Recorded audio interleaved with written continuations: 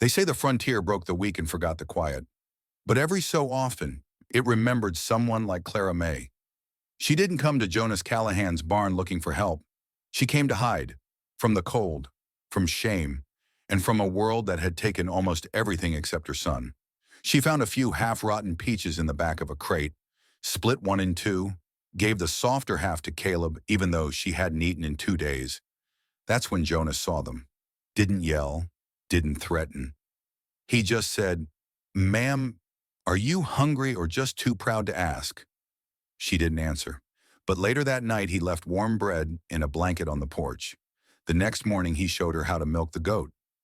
By week's end, the boy was laughing again.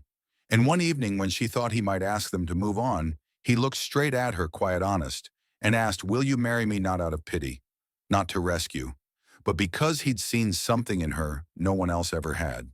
A quiet strength, a stubborn grace. But love out here comes with dust on its boots and thunder on the horizon. A letter from Clara's past is coming. One with a signature that claims her son belongs to another man, a man who never wanted him before, but now wants control. And Jonas must decide if he's willing to stand between the woman he's come to care for and the law that says she should be taken. Clara thought she'd lost her chance at home, at love, at being more than a burden. But sometimes the West holds a place for those who survive it. And sometimes, "Will you marry me?" isn't a question. It's a vow to never let someone go unseen again. What will she choose when the past knocks on her door? And how far will a quiet man go to keep her safe? Don't miss the moment that might just heal them both. Her name was Clara May Bannett, though most folks had stopped calling her anything at all. She was nearly 50, worn thin by years that took more than they gave. And now with her boy Caleb beside her, she was standing in a stranger's orchard, picking through a bushel of wind-fallen fruit, most of it already half-rotten. The boy, maybe 9, tried to wipe the soft spots off with the sleeve of his too-small shirt. Clara didn't scold. She just nodded and handed him another pear, with less brown in the middle. They ate in silence behind the barn because shame made a loud meal feel greedy. But the fruit, though bruised and bitter, tasted like survival. Clara hadn't planned to be here. She hadn't planned anything at all since the last man walked out and left her with nothing but a trunk full of patched dresses and a debt-laden name. They'd wandered south through dry towns and colder nights. People looked away when they passed, or worse, they stared, until the boy started coughing. And that's when Clara found the orchard, the barn, the fence, with one loose board, in a place quiet enough not to say no. She didn't know it belonged to Jonas Callahan, the rancher no one saw much of anymore. A man who'd buried more things than he talked about his wife, his brother, a dream or two. That night after the fruit, Clara wrapped her son in the old horse blanket and tucked him between 2 bales of hay. She knelt beside him on the barn floor, whispered a hymn she only half remembered, and prayed no one would come before sunrise. But someone did. She heard the slow creak of the barn door, the soft shift of boots against dirt, and then a voice, low, calm, not angry, just tired. "If you were going to steal fruit, ma'am, I wish you'd taken the good ones from the top rows." Clara stood, straight-backed, still holding her dignity like it was the last heirloom she hadn't pawned. "Didn't want to take more than what was already falling," she said. "Didn't want to be seen." The man looked at her, looked at the boy, then looked away, like maybe he'd once been hungry too. He left without a word, returned minutes later with a tin of beans, 2 blankets, and a cracked lantern. "Stay the night," he said. "Not in the hay. Cold's coming." And that was it. He didn't ask names, didn't call the sheriff, didn't make them feel small. He just saw what was needed and did it. She came expecting silence. But sometimes the loneliest places are where kindness hides best. Clara May Bannett didn't sleep much that night. Even with the blanket softer than anything she'd touched in months, even with the boy curled warm beside her, safe and breathing easy for once. Still, sleep wouldn't come. Too many nights had taught her that safety never lasted. Not for long, not for women like her. When she stepped out into the morning fog, she didn't expect to find coffee waiting. But there it was, black and steaming, poured into a blue tin cup, sitting on the edge of a weathered table near the barn. And beside it, a plate, beans and eggs, a heel of bread. Still warm. She looked around, unsure if it was for her. But then the rancher, Jonas Callahan, walked up, sleeves, rolled hands already stained with fence tar. He didn't greet her, didn't ask why she was still there. He just nodded toward the cup. Figured you'd be up early.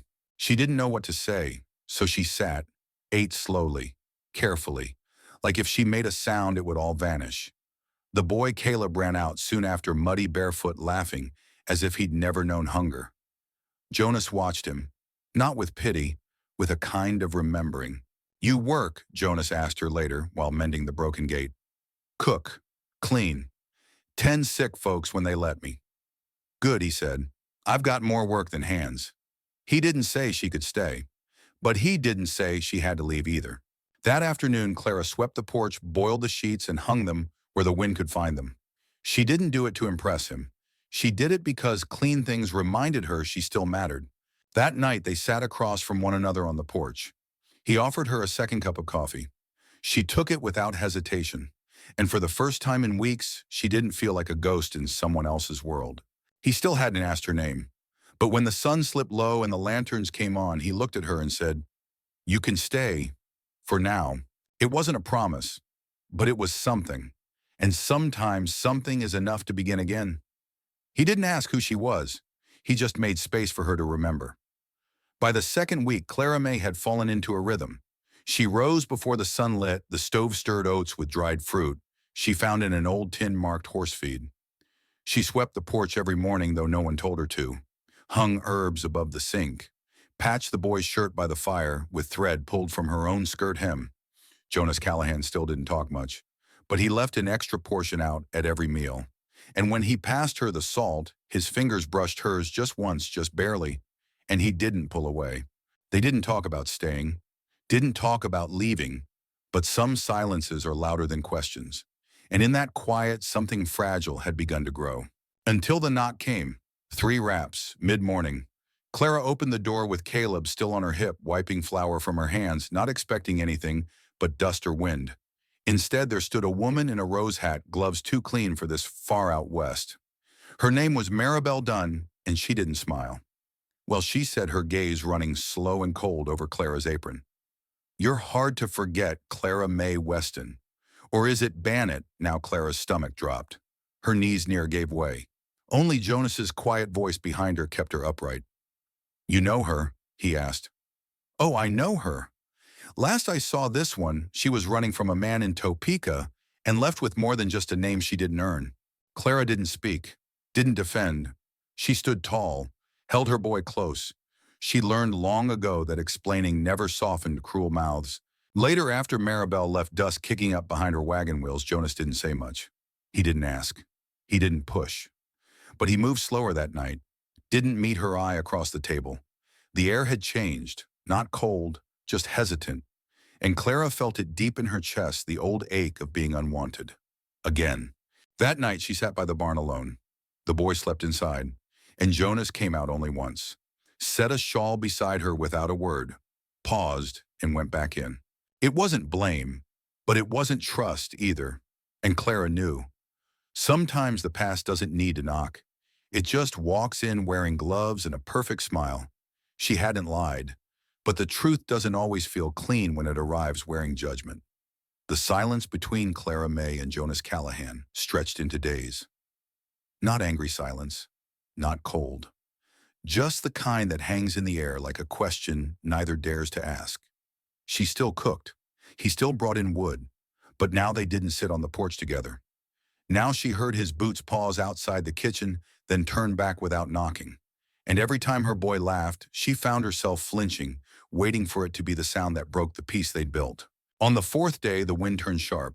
Caleb was down with a cough, and Jonas, without being asked, rode to town and returned with dried ginger and a bottle of medicine. He placed them gently on the table. Clara didn't thank him with words. She just looked him in the eye and said, "You deserve to know what you let into your home." Jonas didn't sit, but he didn't walk out either. So she told him about the man she married young, who only loved his whiskey, and how fists speak louder than apologies. About the night she left with nothing but a baby and a prayer whispered behind a train station stove. About how she worked odd jobs under borrowed names, took kindness where it came, and never expected it twice. The woman who came here, she said, voice cracking, wasn't running from justice, just trying to find a place it might still exist. Jonas didn't speak for a long while. Then he nodded. I reckon we've all got parts of our story we never chose. But you didn't take, you gave. And when he stepped outside that night, he came back in with a peach from the last tree in the orchard, cut it in half and handed her the sweeter side. No words, just that. That night, Clara wrapped the boy warm, and when she stepped outside, Jonas was already sitting on the porch. He didn't move when she sat beside him, just passed her a tin cup.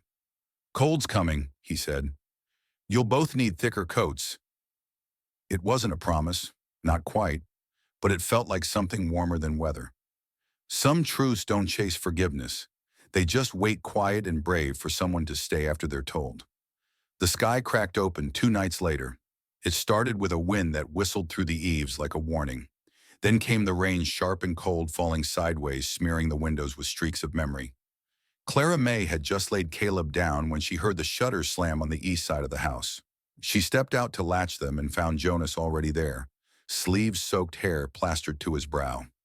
Storm's turning quick, he said, might flood the back pasture. Without waiting, he handed her the lantern and ran for the barn. She followed. Inside, they worked fast. Jonas moved the horses. Clara shoveled straw, cleared feed, checked the locks on the chicken hutch. Their hands moved in rhythm, no words wasted, until lightning struck a cottonwood close by, and Clara dropped to her knees, arms over her head, shaking like a child. Jonas was there in seconds. He knelt beside her, didn't touch, just said softly, "You're safe." Her voice came small, broken. "I've never been safe, Jonas. Not really." When the storm eased and the barn lights flickered low, they sat on the hay together, wet, tired, silent. Then Clara whispered, "You're kind to us, but you don't have to be." Jonas turned toward her, his eyes holding years of quiet hurt. "I don't do what I don't mean, Clara." He reached for her hand just once, not possessive, not proud, just there, steady like a place she could rest. She let him, and in the hush of the passing storm, they didn't speak of love, but they stopped pretending it hadn't begun. Later that night, back inside, she tucked her son in and stared out the window for a long time. Outside, the orchard was quiet, but the next morning when she stepped into the yard, she found the first bloom of a peach tree right there where the soil had been dry for years. Sometimes love doesn't announce itself with roses. Sometimes it just stays through the storm. 3 days after the storm, the letter arrived. A man on horseback rode up just before sundown, handed the envelope to Jonas, tipped his hat at Clara, and rode off without a word. Jonas didn't open it right away. He tucked it into his back pocket like it could wait. But later that evening, after Caleb was asleep and the kettle hissed over the coals, Clara saw him unfold it by lantern light and go still. "What is it?" she asked. He didn't answer right away. Just read the last lines again. Then he set the paper down. "It's from Topeka, a lawyer. Your husband filed a claim. Said you stole his boy. Said he wants him back." Clara couldn't breathe. Not because of fear, but because she'd thought it was over. Thought she'd made it far enough west that her name no longer came with chains. "It's not true," she said, voice firm. "I didn't steal Caleb. He wasn't even there when I left. That man never wanted him, never wanted either of us." Jonas looked up. "I know, 2 words, but they held the weight of belief, of trust." Clara felt her knees give just a little, and she sat by the stove, hands trembling. Jonas spoke low, like a man measuring the truth against what he'd already chosen. "This lawyer, he says they'll come. Might be weeks, might be days, but they'll want to see the boy. Take you in." "Then I'll go," Clara said, standing. "I won't bring more trouble. You've given us more than," but Jonas stood too. "You're not trouble." He stepped closer. His voice was not soft now, it was steady, like a man who'd finally picked a side. "You're a woman who did what she had to do, and you're not leaving. Not unless you want to." The quiet after was deep. Outside, wind rustled dry leaves. Inside, the boy stirred in his sleep. And Clara stood there staring at a man who wasn't trying to rescue her, just stand beside her if she'd let him. She didn't answer that night, but the next morning she rose early, chopped wood before the sun rose, and placed a full basket by the stove with a note. "We stay. Some choices feel like breaking things, but staying after a life of running can be the bravest act of all." The lawyer came on a Thursday. He was younger than she expected. Neat hair, pressed collar, and a gaze that looked at Clara May like she was just a name on paper. He stepped down from his wagon and said the words like they were dust he didn't want to breathe in. "We're here for the boy, Caleb Weston. Court says he belongs to his father." Clara stood in the doorway of Jonas's cabin, not hiding, not pleading, just there with her back straight and her palms open at her sides. No shame, no fear. Jonas Callahan was beside her, hands loose but firm. "He doesn't belong to anyone," Jonas said. "He's not a piece of land or a stray cow. He's a child, and he's safe here." The lawyer didn't flinch. "Ma'am, you're not legally married. You've got no deed, no papers. Just circumstance." Clara looked past the man to where Caleb was chasing chickens in the backyard, laughing barefoot whole. Then she turned back. "And yet somehow I raised him, fed him, held him when his lungs gave out in winter. I stayed. While the man you're here for never once asked what Caleb liked to eat or if he still cried in his sleep." The lawyer shifted. Something in him softened just a flicker, but the weight of law is a heavy thing. "I can't promise what happens next," he said quietly. "Neither can we," Jonas replied. "But we're not sending him back to harm. He didn't arrest her, didn't take the boy. He left the way he came, quiet, unresolved, but not unkind." Clara stood in the yard for a long time after arms crossed over the apron she now wore like armor. Jonas came beside her. "If you still want to leave, I don't," she said. "I want to plant tomatoes in spring and teach Caleb how to saddle his own horse." "And me?" he asked. She smiled, soft, crooked, honest. "You, Jonas Callahan, you're the first one who ever said I was enough just as I am." They didn't marry that week, didn't throw a celebration, but by month's end, 2 extra chairs were built for the porch. One smaller one, worn just right, and the orchard bore fruit the color of sunset. She once believed no one would choose her, but sometimes love doesn't knock, it waits until you're strong enough to open the door. Would you like to hear what happened when spring came? Sometimes the most powerful thing a person can say isn't "I love you," it's "you can stay." That's what Jonas Callahan offered, not just a roof or a ring, but rest. And for Clara May, after a lifetime of being told she was too much, too old, too tired, those words meant more than 1,000 promises. This story isn't just about survival. It's about the quiet courage of starting over, of letting someone hold the part of you that still flinches, and learning slowly that kindness doesn't always disappear. Maybe that's something you've known in your own life. Maybe you've been the one to offer shelter or the one who finally dared to accept it. Either way, stories like Clara's remind us it's never too late to be chosen and never too late to become soft again, even after the world's been hard. If this story touched something in you, we invite you to subscribe to None, Wild West Saga, where we honor the forgotten and the brave, where late blooming love still matters, and we'd love to hear from you. Have you ever known a Clara May? Or maybe been one? Let us know in the comments. And tell us, would you like to see what happens next or hear more stories like this one? Because out here, we still believe in second chances, and we're saving a seat for you by the fire.